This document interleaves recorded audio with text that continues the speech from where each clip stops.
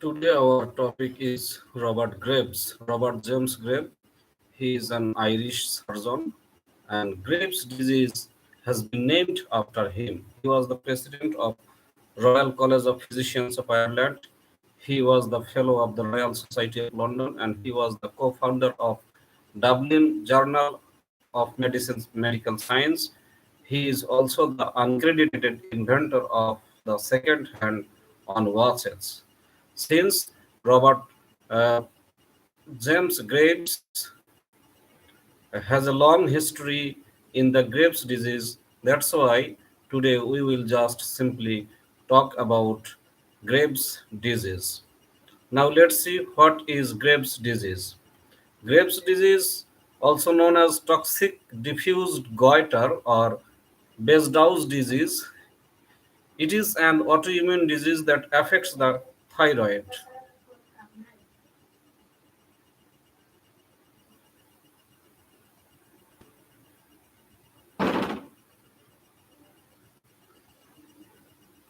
It frequently results in and is the most common cause of hyperthyroidism.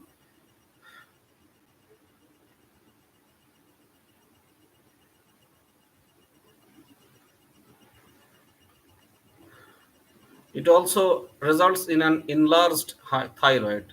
Signs and symptoms of hyperthyroidism may include irritability, muscle weakness, sleeping problems, fast heartbeat, poor tolerance of heat, diarrhea, and unintentional weight loss.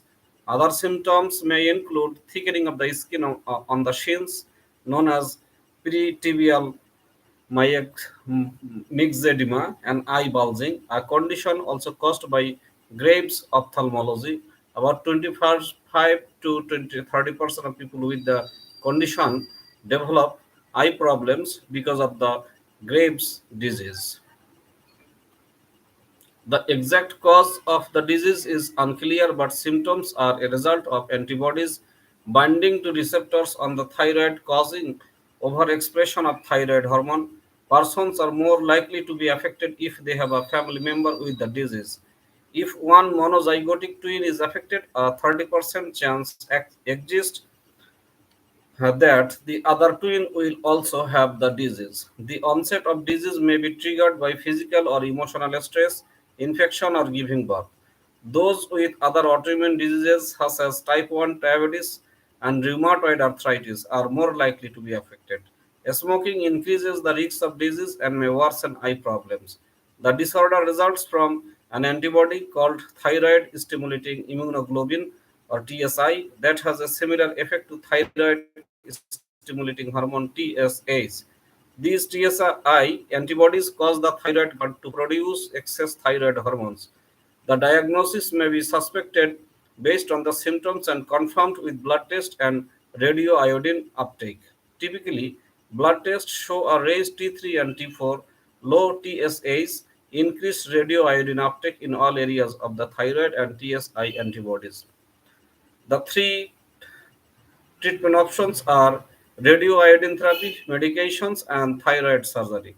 Radioiodine therapy involves taking iodine 131 by mouth, which is then concentrated in the thyroid and destroyed it over weeks to months. The resulting hypothyroidism is treated with synthetic thyroid hormones. Medications such as beta blockers may control some of the symptoms, and antithyroid medications such as methimazole may temporarily help people, while other treatments are having effect. Surgery to remove the thyroid is another option. Eye problems may require additional treatments. Graves' disease develops in about 0.5% of males and 3% of females. It occurs about 7.5 times more often in women than in men. Often it starts between the ages 40 and 60 but can begin at any age. It is the most common cause of hyperthyroidism in the United States, about 50 to 80% of cases. The condition is named after surgeon Robert Graves, who described it in 1835. A number of prior descriptions also exist. One thing here I would like to remind you that Robert Graves or Robert James Graves is the inventor or discoverer of this disease. He discovered this disease in 35. This is the disease of excessive hormone production of the thyroid. That's why there are some complications also. There may be eye problems, there may be enlarged goiters, thyroids. Now let's see the signs and symptoms of Graves' disease. The signs and symptoms of Graves' disease virtually all result from the direct and indirect effects of hyperthyroidism, with main exceptions being Graves' ophthalmology, goiter, and peripheral myxedema, which are caused by the autoimmune processes of the disease. Some of the resultant hyperthyroidism are mainly insomnia, hand tremor, hyperactivity, hair loss, excessive sweating, oligomenorrhea, itching, heat intolerance, weight loss despite increased appetite, diarrhea, frequent defecation, palpitation, periodic partial muscle weakness or paralysis in those especially of Asian descent, and skin warmth and moistness.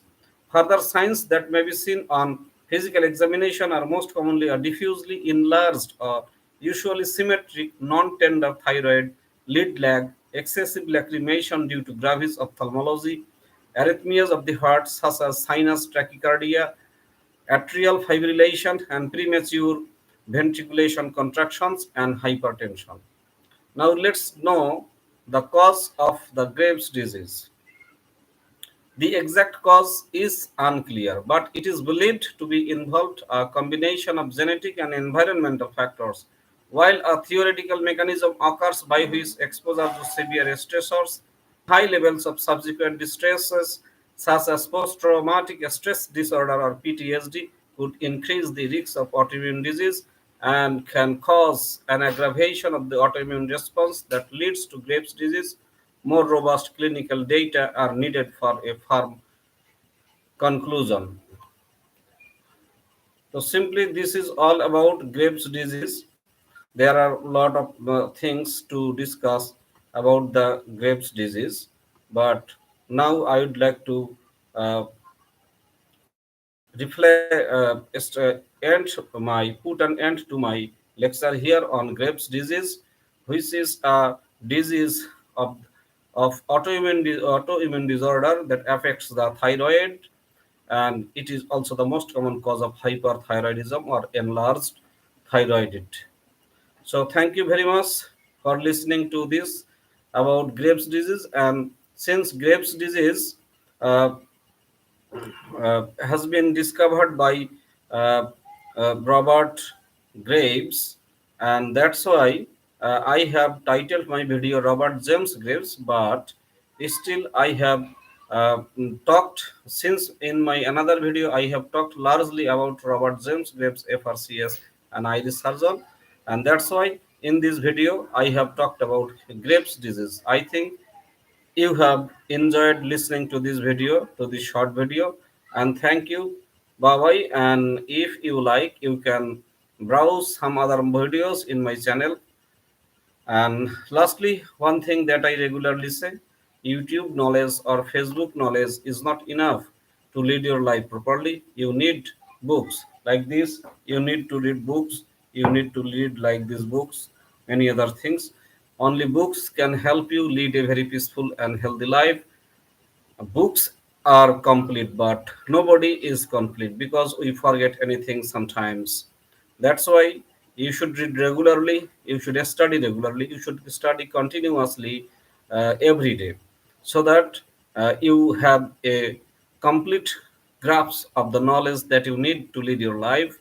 And one thing you must remember, health is wealth. So be healthy, is take regular exercise, at least walk for 30 minutes every day, exercise regularly, lead an active life with exercise, and I think in this way you will be able to lead a healthy life, have a sound sleep of more than 7 to less than 9 hours every 24 hours. I think this will help you. And if you like this video, please see all other videos. There are many videos on educational topics. This video is only for educational purpose, not for anything else, to raise consciousness among the common mass like us. So thank you very much for your patient hearing. Bye bye.